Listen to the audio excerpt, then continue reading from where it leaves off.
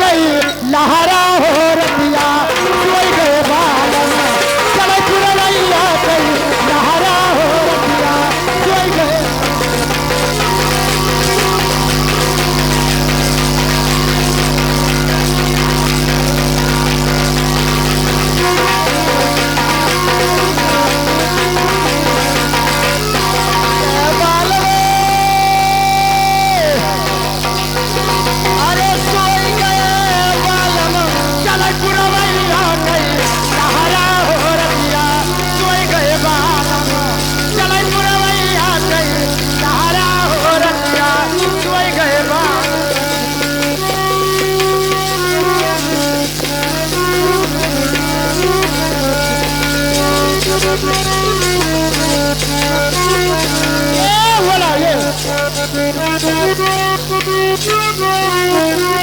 सासों में घर में आवे ससुर दुआरे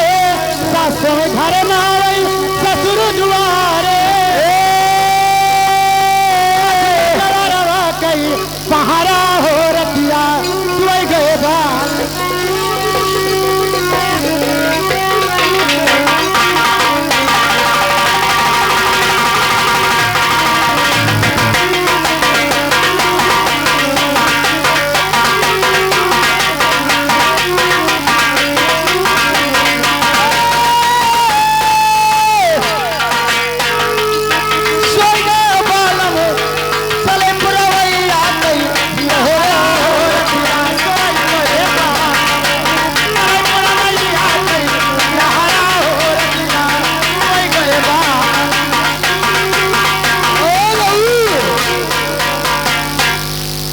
पुरवैया के लहरा हो रतिया सोई गए वाला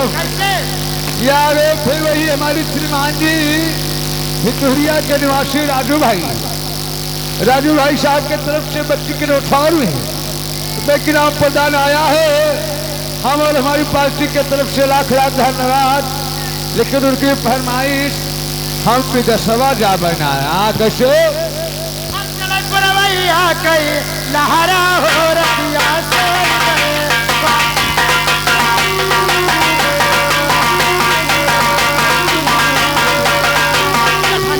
घर में जठन दुआरे जठन को घर में जठन को घर में जठन दुआरे महारा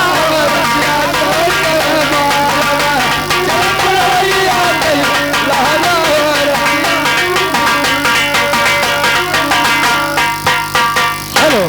ये 21 रुपया हमारे श्रीमान जी की तरफ से गुप्तदान फरमाइश का हरवा का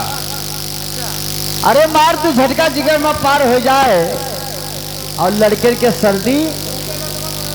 और बुढ़वन के बखार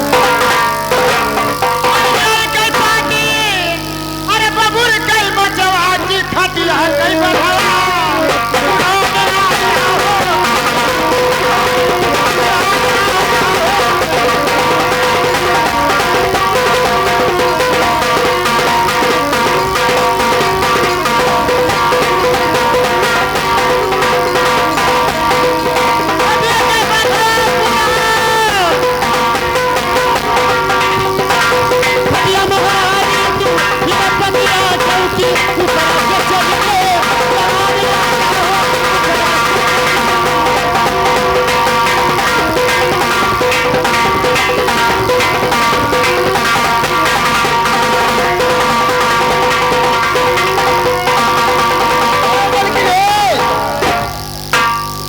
यहाँ बैठी है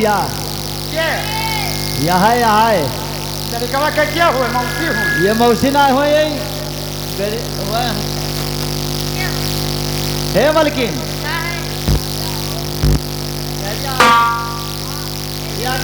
बताइए सुनो तो बताओ